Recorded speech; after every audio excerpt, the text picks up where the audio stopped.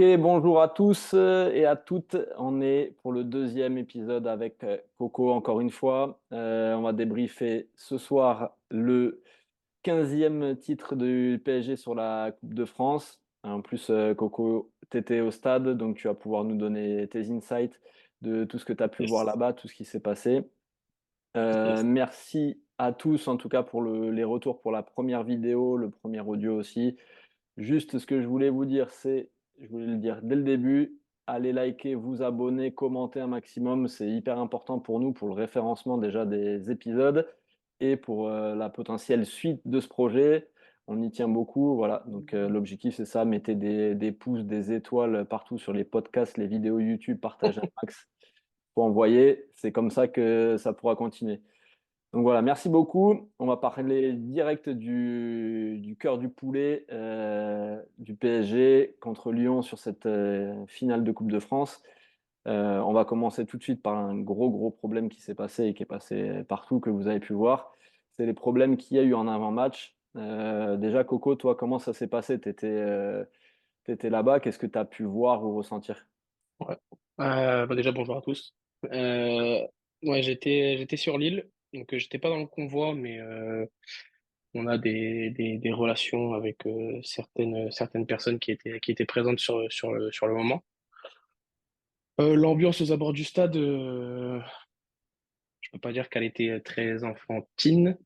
On a entendu des propos un peu racistes de la part des Lyonnais, parce que moi, je suis descendu du côté des Lyonnais, en fait. Donc, j'ai dû esquiver pour éviter de me faire prendre la partie. Des retours qu'on a eu qui sont pas passés à la télé, que nous, on a vu et qu'on a discuté avec certains, c'est que des personnes d'un certain âge étaient là avec leurs enfants. Et malencontreusement, ils sont passés sur le parvis des côtés lyonnais. Ils se sont fait pas un peu chahuter, mais vraiment chahuter. Euh, donc, c'est un peu dommage parce que ça gâche un peu la fête. Mais pour revenir sur ce qui s'est passé au péage, je pense que vous l'avez tous un peu vu. Euh, donc de tout ce qui se dit sur les réseaux, dans les médias, je vais vous donner la vraie raison. C'est bien les Lyonnais qui sont venus prendre à partie les Parisiens. Euh, et comment ils se sont retrouvés là? Une très grosse erreur des forces de l'ordre qui ont fait passer 18 cars parisiens au milieu des cars lyonnais. Sauf qu'arrivé à un péage, bien sûr, le convoi s'arrête. Et les Lyonnais ont décidé de prendre à partie les bus parisiens. Et malheureusement pour eux, ça s'est retourné contre eux. Et moi qui suis passé sur le péage un peu plus tard, enfin le lendemain, effectivement, il y a eu pas mal de dégâts sur l'ensemble du péage. Mais les Lyonnais ont encore une fois fait preuve de maladresse et malheureusement de racisme, encore une fois. Et eux qui créaient au scandale à Marseille se retrouvent maintenant dans le rôle du bourreau. Ouais, malheureusement, comme tu as dit, ça gâche un peu la fête. Ouais. On va pas non plus en rajouter sur la partie Gambardella avec Non, les joueurs de Marseille qui se sont fait aussi chahuter par les supporters lyonnais et les Parisiens l'organisation pour le coup, hein. de tout ça par la Ligue et les forces de l'ordre. Ça laisse sans voix et ça donne pas beaucoup d'espoir pour les JO qui vont arriver. Donc, Non. faudra faire très attention à vous, en tout cas, si vous vous rendez sur des événements, parce que ça risque d'être le bazar cet été en France.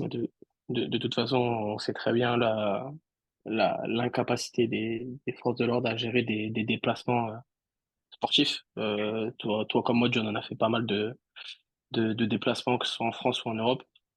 Et on voit la façon dont c'est géré. Et je pense qu'il y a une grosse remise en question aussi à faire là-dessus. Il y a une grosse remise en question aussi par rapport aux violences qu'il peut y avoir entre supporters. Mais, euh, mais voilà, on sait que les rivalités sont là depuis des années, que c'est de plus en plus violent, mais bon, faire avec, malheureusement. Entre les violences entre les supporters et les violences des forces de l'ordre envers les supporters aussi, qu'on peut subir de temps en temps, il y a beaucoup de travail, comme tu as dit, en France et en Europe. Oui, Donc, on va pas s'étaler sur le sujet aujourd'hui, non, mais il y aura beaucoup de choses à dire et il y aurait beaucoup de choses à dire. oui. on va revenir sur le match. Toi, Coco, qu'est-ce que tu as pu, voir du stade? Comment tu as ressenti, l'équipe du PSG et l'équipe lyonnaise? Mais l'équipe du PSG, je les ai trouvés reposés. C'est-à-dire que j'ai vu des joueurs, dont certains qui ont fait les unes des médias ces derniers temps, euh, en forme, euh, reposés, sereins. J'ai pas vu d'inquiétude chez les Parisiens et j'ai vu des joueurs frais. Voilà, j'ai vu des joueurs frais, c'était agréable à voir. Et par contre, j'ai vu une équipe lyonnaise, je pense, dépassée par l'événement. Je pense, euh, je pense Est vraiment dépassée par l'événement. Ouais. est-ce que tu penses que cette équipe, elle était prête à jouer une finale? Non, non, je pense que leur saison, elle a tellement été forte en émotion pour eux. Je pense qu'ils n'ont pas réussi à avoir ce supplément d'âme pour aller essayer d'inquiéter le PSG sur ce match-là. Ils ont eu il y a un début de match qui est très, très compliqué où ils sont battus, dans tous les domaines Ouais, et hem et moi, ce que je vois sur ce match ou en tout cas sur la première mi-temps, c'est qu'il y a clairement pas photo. Tu as une équipe lyonnaise qui est dans l'incapacité de faire un pressing correct sur des joueurs de cette qualité technique et à la fois qui est dans l'incapacité aussi de tenir le ballon ouais, et du coup, quand on sait comment nous, notre équipe, elle fonctionne, c'est-à-dire que tu peux la mettre en difficulté si tu l'agresses sur le porteur très, très haut. Mais quand tu as le pressing lyonnais qui est pas du tout efficace, que tu as une partie des joueurs qui sont pas du tout bons dans le pressing ou qui sont pas, concentrés sur le pressing, ça et en plus quand ils ont récupéré les ballons, ils ont pas pu, en faire quelque chose. Beh, c'était du tout cuit pour Paris et tu me dis si je me trompe, mais si tu as pas un grand péri malgré les 2 bourdes qu'il fait en première mi-temps, tu peux sortir avec un 4-5-0, bien, bien net sur la première. un score beaucoup plus lourd, ouais, parce que bah, tu as une équipe lyonnaise qui, je, je pense pas que ce soit de leur faute principalement, mais tu as une équipe lyonnaise qui en fait subit, elle subit le jeu, elle subit l'agressivité, elle subit les duels, elle subit tout. Donc quand tu as une équipe qui subit autant, c'est pas possible de jouer correctement. Ouais, voilà, c'est heureusement que Perry nous sort une belle première mi-temps, et une belle deuxième aussi d'ailleurs. Mais non, je pense que Lyon avait pas la ressource mentale et physique peut-être sur ce match-là parce que je les ai trouvés très émoussés, très fatigués, des joueurs qui sont censés beaucoup courir, qui ont beaucoup moins couru sur ce match-là, et des erreurs basiques, lucidité de passe, enfin, beaucoup d'erreurs techniques dues certainement au pressing parisien, mais beaucoup d'erreurs techniques qu'on voit pas habituellement en Ligue 1, du moins sur les 4-5 derniers mois. Est-ce que tu penses pas que aussi, Sage avec, les 2 volets qu'il a pris en championnat, il s'est dit, qu'il allait tenter autre chose, mais est-ce que cette autre chose, c'était pas aussi une mauvaise idée? Parce que, quand tu vois le résultat, il y a pas photo sur les 3 matchs que tu joues contre Lyon cette année, ils prennent 10 buts et ils ont jamais mis en difficulté le PSG.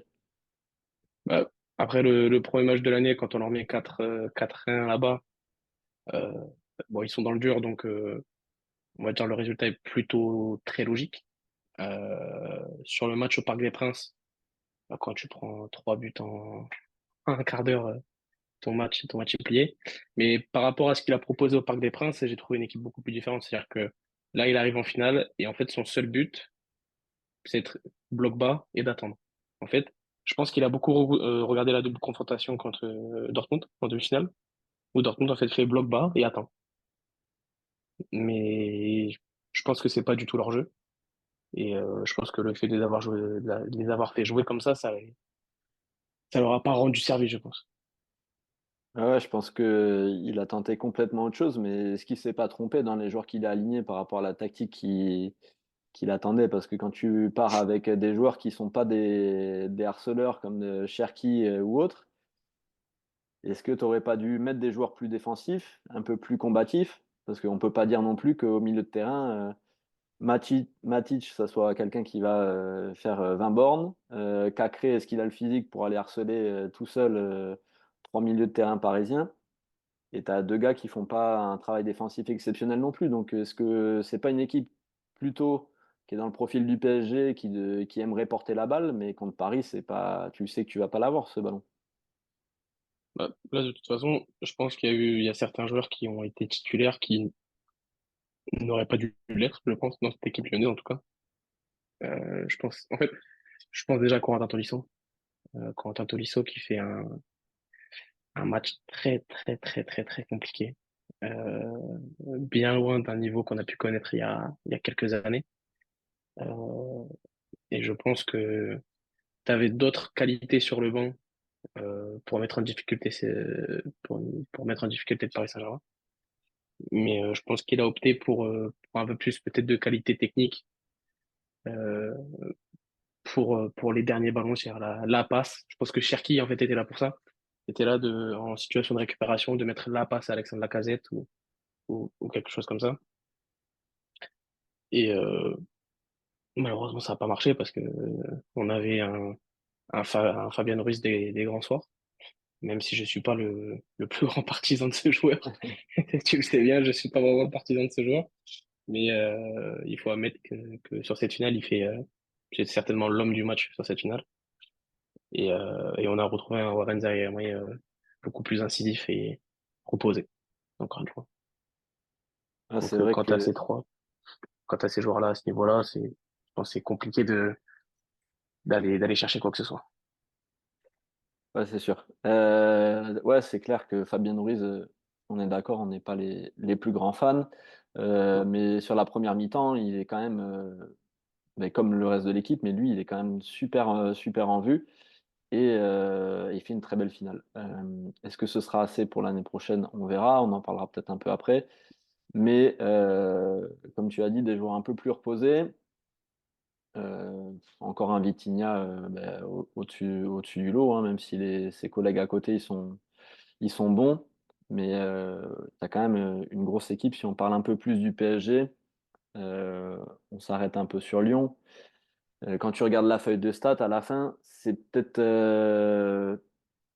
assez rare pour Paris cette année, mais tu n'as pas concédé autant d'occasions que ça. Donc au final, est-ce que l'effet Enrique il commence à arriver ou c'est la faiblesse des Lyonnais qui nous permet de sortir une feuille aussi convaincante? Ah, là, pour le coup, moi, enfin, vu du stade, t'avais un Lyon qui paraissait vraiment inoffensif. Je sais pas comment ça paraissait à la télé, vu du stade, c'était vraiment un Lyon inoffensif euh, où, euh, où, où t'es pas en difficulté.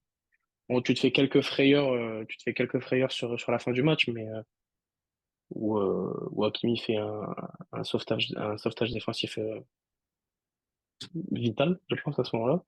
Parce que s'il recolle à 2-2, on connaît le Lyon de ces derniers mois et leur capacité à marquer dans les derniers instants. Mais là, sur la feuille de match, en fait, ça retranscrit vraiment ce qu'on a vu sur le terrain. C'est une ultra domination. Et, euh, et je pense que la patte Enrique, on la voit déjà depuis un moment. Et sur cette finale, ça lui donne raison parce que les joueurs qu'il a fait reposer étaient les joueurs qui ont été en vue encore dimanche, enfin samedi soir. Ouais, c'est vrai que c'est rare, d'habitude, on est un peu plus en difficulté, on a des trous d'air, etc. Autant là, il y a eu 10-15 minutes lyonnaises qui ont été assez fortes, mais Ouais. ils n'ont pas su enfoncer le clou et Paris, au final, a remis le pied sur le ballon et a complètement éteint la fin de match qui avait quasiment plus aucun sens. À la fin, ça joue à la baballe et Lyon n'a pas su reprendre le dessus. Et pour une fois, on a une feuille de stats qui est où t'as pas, tu concèdes pas 10 tirs cadrés, etc. Mais il y a quelque chose qui revient encore une fois et qui commence à être compliqué cette année pour le PSG depuis quelques saisons. c'est que tu prends encore un but sur coup de pied arrêté. Et au final, les 2 tirs cadrés que tu prends, bah, c'est 2 coups de tronche sur coup de pied arrêté où tu n'as personne qui saute, tout le monde qui regarde le ballon, le gardien y compris. Et tu es en difficulté alors que le match, tu le domines complètement à cet instant-là, quoi. Là, c'est ça le problème d'avoir des joueurs de petit gabarit. Parce que là, si on prend le 11 titulaire du Paris Saint-Germain, il y en a très peu qui dépassent le 1m85. Euh, Tu dois avoir Fabien Ruiz qui est au-dessus, mais qui n'est pas un grand joueur de tête. Marquinhos, qui n'est pas très très grand, mais qui a un timing, on va dire, plus qu'intéressant. Et derrière, ben, c'est compliqué. Quand à Lyon, tu as Keita Sarr qui reste quand même un beau bébé, et bien sûr le buteur Jack O'Brien, ou, qui a marqué quand même 5 buts cette saison par la défense centrale, je trouve ça pas trop mal quand même. Surtout Et vu t'as comment il était Matic, décrié. ouais voilà, et je, et je pense que c'est un axe qu'il faut améliorer parce que bah tu marques très peu sur coup de pied arrêté déjà, t'as des grosses difficultés à défendre, t'as un gardien, pourtant tu sais que j'aime beaucoup ce gardien, mais Donnarumma n'est pas le plus serein sur ses sorties aériennes.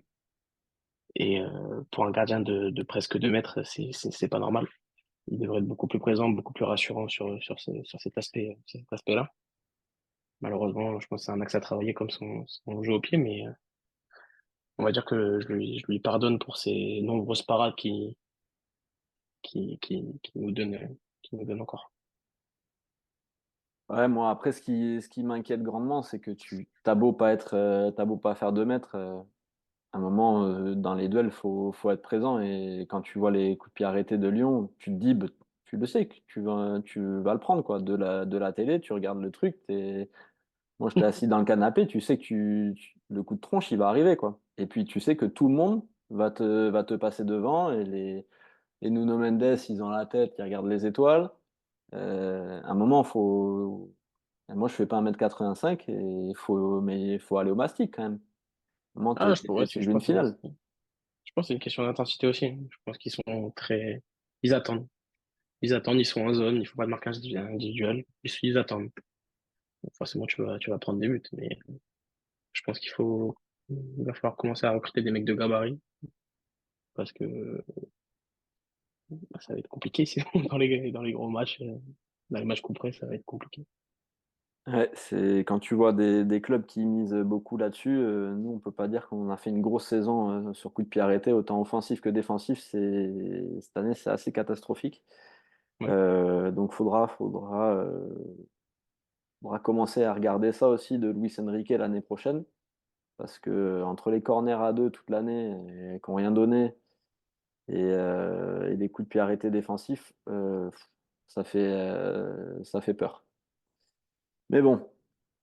Euh, Continuons. Toi, tu as vu qui qu'est-ce que tu as pu voir sur le terrain des tribunes? Qu'est-ce qui t'a intéressé? Ah ouais, je pense que comme tout le monde, hein, le match de Bradley Barcola, euh, en plus, il vit pas un match facile parce que il arrive dans le stade, la première minute où il met le pied sur la pelouse, je pense que sa mère a reçu des insultes pour toute une vie.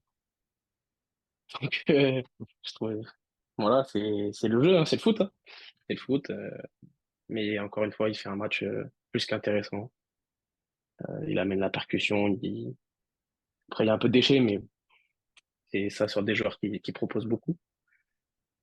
Ça, j'ai trouvé ça hyper intéressant parce que, encore une fois, ça ramène de la vitesse, ça ramène de la percussion, mais à contrario, quand tu le sors lui, derrière, t'as plus de joueurs de profondeur, t'as plus de joueurs de couloir, et c'est là qu'on remarque pas mal de choses. Et après, je vais sortir un joueur qui n'a pas été beaucoup cité, mais le travail de Beraldo sur la casette a été très, très, très intéressant.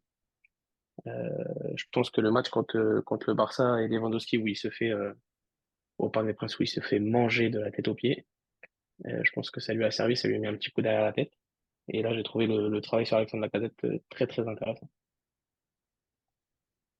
Ouais, c'est vrai que moi j'ai pu déjà te le dire, hein, Beraldo au pied c'est pas mal, il prend des risques, etc. Mais Ouais. quand tu commences à te frotter au niveau des attaquants, on avait pu voir tout de suite qu'il était en déficit dans les duels, quand il a pu jouer latéral gauche et cetera, ou Ouais. contre les grosses équipes. Dès que tu sors des attaquants de la Real Sociedad, qui étaient en plus, les titulaires étaient pas là, donc il avait pu, poser son jeu. Mais, moi j'attends encore beaucoup de lui, l'année prochaine, sachant que quand même, recruter un paquet tu commences à avoir un paquet de défenseurs centrales, mais ils sont tous, à la cave. Au final, lui, il joue titulaire. Et heureusement qu'on n'a pas joué que contre des Lewandowski, parce que ça aurait pu être très, très, très compliqué. Et donc on verra l'année prochaine pour lui. Il y a quand même, il arrive, il fait une saison complète au Brésil, il arrive direct, il joue, titulaire au final, donc il s'en est quand même plutôt bien sorti par Ouais, je rapport pense que à ce qu'on pensait. oui, je pense qu'il y a une grosse marge de progression sur ce joueur, hein. Il a les qualités techniques maintenant, ramener un petit peu de sérénité défensive. Ça après, Ouais, ça vient avec le temps, hein. un peu de jeu un peu plus physique aussi sur l'homme, qui va commencer à appréhender, par rapport à la différence entre le championnat français qui est très physique et le championnat brésilien qui est un peu plus, on va dire,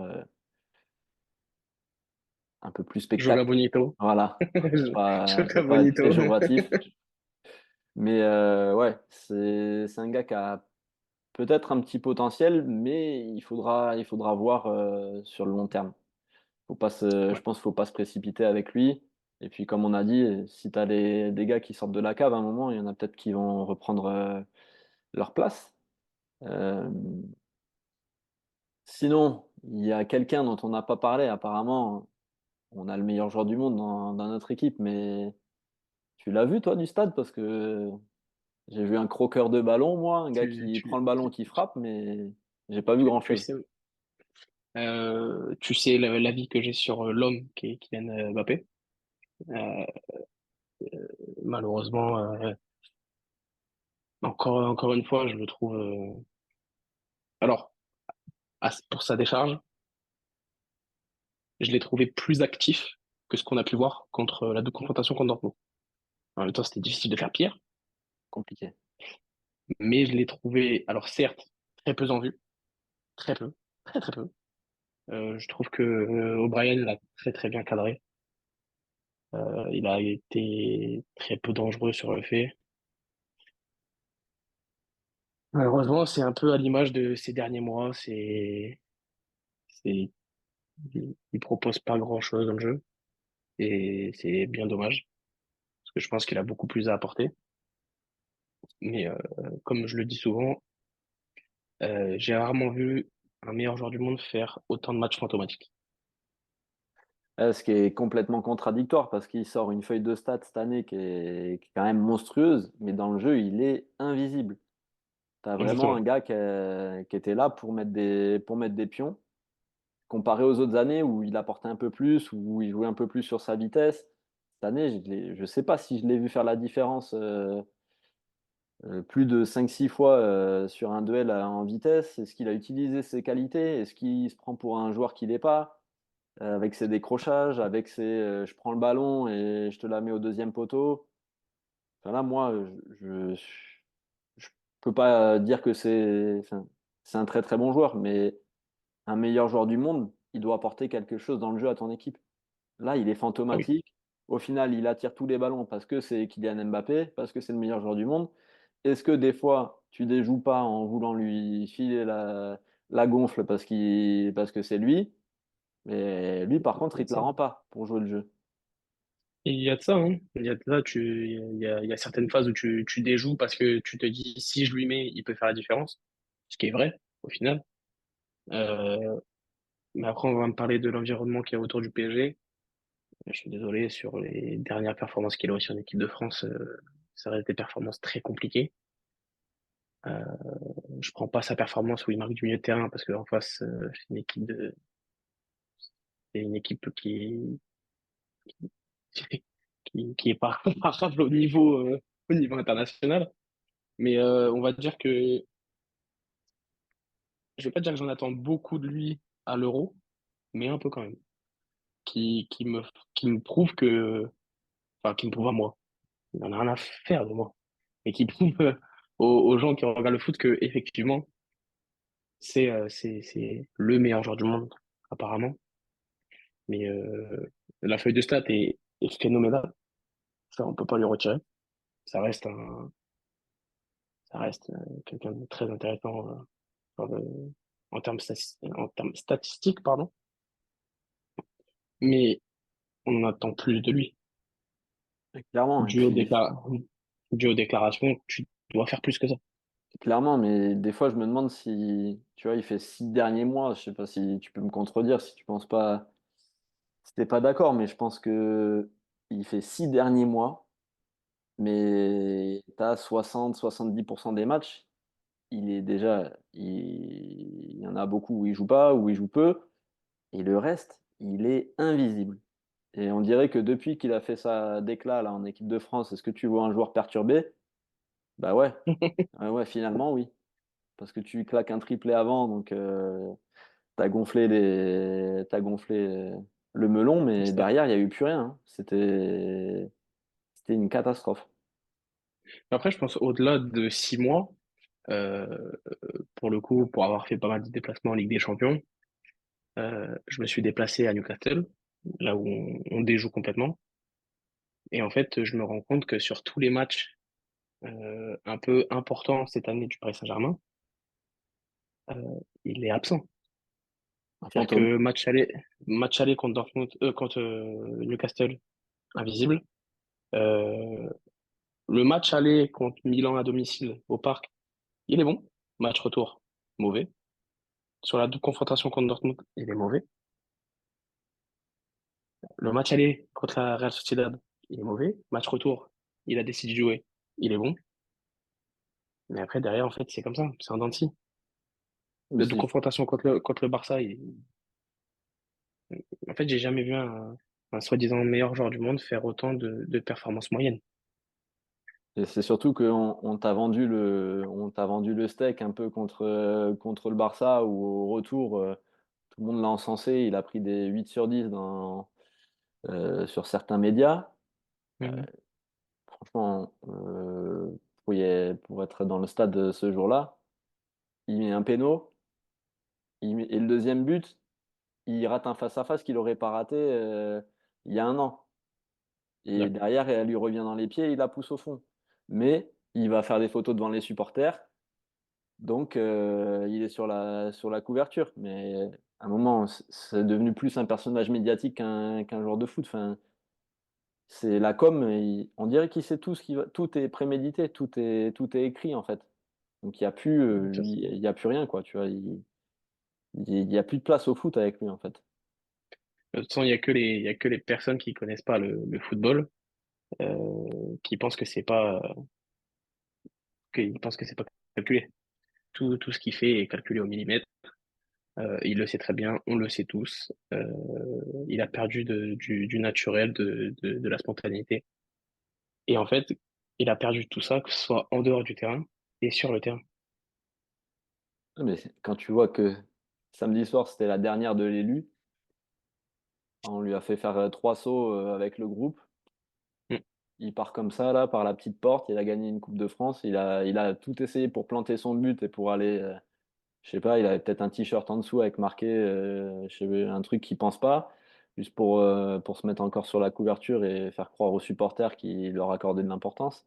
Mais honnêtement, c'est une histoire qui se finit et qui, tant mieux qu'elle se finisse. Il va aller dans un autre club, peut-être réécrire, se réinventer, retrouver du naturel. Et ce sera pas plus mal pour lui et pour le PSG. Et on verra ce qui nous réserve avec l'équipe de France en espérant que ce soit autre chose parce que il y a une grosse compète à aller chercher. Ouais. Ouais, il y a une grosse compétence à aller chercher. Et en fait, tu vois, de ces 7 années, je garde. En fait, à la fin, je suis frustré. Je suis frustré, pas par rapport à le fait de gagner des titres ou pas par rapport à ça, juste. En fait, il avait tellement le potentiel d'être une légende vivante du Paris Saint-Germain, mais une légende, c'est-à-dire, on a beaucoup parlé de légende. Pour moi, une légende, c'est quelqu'un qui marque les cœurs. C'est quelqu'un qui, quand tu parles de lui, tu dis, ah ouais, ce joueur-là. C'est au-delà des stats. Il- C'est au-delà des stats, c'est un ensemble, c'est un ensemble. Et en fait, il y avait tellement ce potentiel, tu sais, ce storytelling de Néa Bonji, qui revient, tu vois, il y avait un storytelling où en fait, il y avait tellement de choses à faire s'il était resté naturel du début à la fin. Et malheureusement, il a pris certains chemins. Tu vois, on lui en aurait pas voulu s'il était parti à Madrid ou quoi que ce soit à un moment donné, parce que on peut comprendre aussi qu'en tant que joueur, quand ça va pas dans un club, de partir, sans aucun problème. Il y a personne qui lui aurait craché dessus, ni rien. Mais là, malheureusement, il part avec une partie des supporters ados, enfin ados. Je m'entends après, avec une partie des supporters très déçus de Kylian Mbappé sur la fin, quoi. Ouais, mais il nous a usés en fait. Toutes les Ouais, 3 semaines, tous les mois, il y a une publication Instagram, une déclaration dans la presse. Au bout d'un ouais, moment, ouais. c'est pour ça que, il y a un déchirement aussi des supporters. Et puis tu sais qu'il va au final partir, donc tu sais que tu es constamment ballotté, et puis il te remet un peu dans le cœur quand il claque un but important, mais au final, c'est plus souvent, plus on a avancé, c'est devenu de plus en plus, de moins en moins évident au final. Il a de Ouais, c'est moins en ça. moins été important et on lui a donné de moins en moins d'importance au club. Donc au final, je pense que tout le monde est soulagé, lui, le club et une partie des supporters. Ouais, ça restera une légende statistique. Il sera pendant longtemps dans les papiers. Je pense que ça va être dur de le Exactement. détrôner. Mais au niveau du cœur des supporters, je pense que tu as, quand même un paquet de joueurs qui arrivent avant lui. Pour ceux qui suivent le PSG depuis quelques années, Ouais, ouais, bien sûr. tu peux en mettre quand même beaucoup, en tout cas pour ma part, devant lui. Oui, oui, oui, pour ma part aussi. Pour ma part Euh, aussi, ouais. donc il nous reste 5 minutes sur ce nouveau podcast. Ouais, Je voulais qu'on fasse un petit peu un bilan de l'année. Qu'est-ce que tu penses toi de l'année? Pour toi, c'est réussi la première saison de Luis Enrique? ouais, complètement. Ceux qui disent l'inverse, c'est des personnes qui banalisent le fait de gagner des titres. Ils gagnent le Trophée des Champions, ils gagnent la Ligue 1 avec pas mal de points d'avance, ils gagnent la Coupe de France et on fait une demi-finale de Ligue des Champions. Au début de la saison, si on m'avait dit on va aller en demi-finale de Ligue des Champions, je t'aurais dit, me prends pas pour un con. Et au-delà des trophées, euh, ça fait, euh, ça fait, je pense, 3 ans que j'avais pas pris autant de plaisir à regarder Paris Saint-Germain. Je vois un coach qui a des idées, qui les met en place. Je vois un président qui est en full confiance sur son coach. Et en fait, ça nous surprend tous. Mais oui, ils ont réussi sans aucun problème. Et j'attends de voir l'année prochaine. J'en attends pas plus. J'en attends, j'attends de voir ce qu'il me propose avec les joueurs qu'il va avoir à disposition. Et je pense que c'était le coach qu'il fallait au Paris Saint-Germain.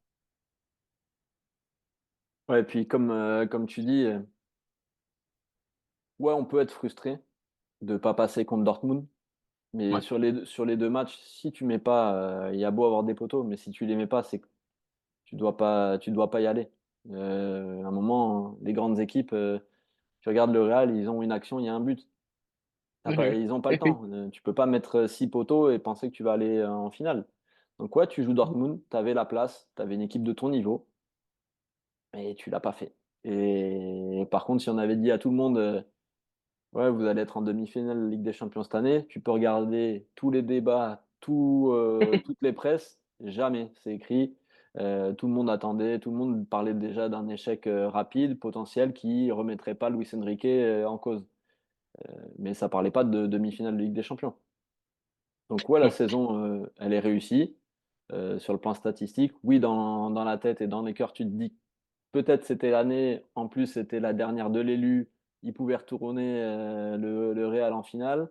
Donc ouais, moi j'étais le premier à annoncer que la prophétie allait peut-être se réaliser, mais ça s'est pas fait. Tu fais demi-finale de Ligue des Champions, tu fais un triplé, tu ramènes la 15e Coupe de France à la maison. Franchement, on n'a pas à rougir. Et puis, pareil, en début de saison, si on te dit que tu vas développer un jeu qui est beaucoup plus excitant que ce que tu as pu voir quand même sur les dernières saisons des différents entraîneurs entre Galtier ou Pochettino, on avait eu quand même, c'était quand même dur. C'est Donc très on a dur, hein. repris un peu de. Là, on redevient un peu exigeant. Donc à la fin de l'année, on est un peu exigeant sur les copies qu'on voit. Mais au début de l'année, on était quand même heureux. Oui, oui, oui, oui, moi, ce qui m'importe, c'est, de toute façon, la Ligue des Champions, on peut dire ce qu'on veut, c'est une compétition extrêmement dure à gagner. Si c'était facile, ça se saurait. L'investissement financier n'a rien à voir avec le fait de gagner des titres. C'est ce que tu proposes, c'est autre chose. Donc pour moi, la Ligue des Champions, alors oui, c'est un objectif, mais il faut plus que ça soit au centre du projet. C'est-à-dire Là, qu'en je fait, pense que le fait que ce soit mis au centre du projet, ben en fait, ça, ça baisse l'importance de gagner un championnat, l'importance de gagner une coupe. Ça baisse l'importance. Alors que je te prends City, par exemple, euh, eux, toutes les compétitions sont importantes à gagner. Bon, bien sûr, le championnat est bien différent, mais ils veulent gagner la FA Cup. Tu vois, il y a rien qui réduit le fait de gagner des titres. Ça reste des titres à gagner. je pense que là, on remet petit à petit aussi le club au centre du projet et puis le Ouais. joueur. Donc ça, c'est très bien. Et ça m'amène à te parler du recrutement de cette année. Mm. Tu regardes la feuille de match finale de Coupe de France, Ouais. tu as plus de 250 bâtons qui sont assis sur le banc. Tu as Asensio, Lee, Ugarte, Ramos, Colomwani, Skriniar. Ils font Mm. manquette. Ils sont tous arrivés cette année. Mm. Les 250 patates, je suis gentil, c'est parce que Asensio et Skriniar, ils sont gratuits, hein. Mais Mm. bon, euh, oui, tu t'es rééquilibré. Est-ce que tu as fait les bons choix? Qu'est-ce que tu vas faire de ton mercato? Il y a beaucoup de questions. Qu'est-ce que tu vas chercher? Est-ce que des joueurs des compléments ou tu vas chercher des vrais titulaires? Parce que là, on ne peut pas dire qu'au final, ces gars-là, ils aient cassé la baraque sous Luis Enrique. Je pense que il y a un ménage à faire déjà. Euh, il y a déjà une partie du ménage qui a été fait. Des joueurs qui étaient là depuis quelques années qui maintenant sont plus au club.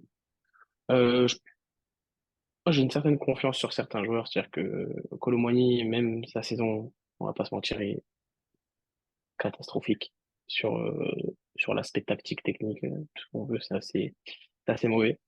Mais je garde espoir en fait, hein, sur ce joueur quand même. Je garde espoir parce que il a des qualités, on le sait, il a des qualités, donc moi je garderai quand même. Et après en fait c'est des joueurs qui étoffent un banc quand même. Je pense que tu as besoin de ça pour gagner des titres. Et en fait on l'a vu, le fait d'avoir un peu étoffé le banc, ça t'a ça t'a permis de faire tourner pas mal et d'impliquer tout le monde. Ouais. C'est ça le plus important. Et après, je pense qu'il y a des vrais titulaires à aller chercher, des vrais titulaires à aller chercher. Euh, je pense surtout au milieu de terrain, où on a un gros déficit. Et derrière, aller chercher des vrais titulaires aussi. Des doublures sur les latéraux, je pense. C'est peut-être un vrai Mm. gars pour aller épauler Marquinhos. Euh, Oui, on verra ça plus tard. Il nous reste moins de 40 secondes là pour conclure. Je voulais te remercier, Coco, encore une fois. Merci à tous avec d'avoir plaisir. écouté, etc. Comme j'ai dit au tout début, allez liker, partager, abonnez-vous, mettez des cœurs, des étoiles. Faut envoyer pour que ça monte sur toutes les différentes chaînes sur lesquelles on est présente et on sera là pour débriefer plein d'autres actus. Je vous souhaite une bonne soirée, une bonne journée, une bonne après-midi, tout ce que vous voulez Ciao, ciao. et ciao.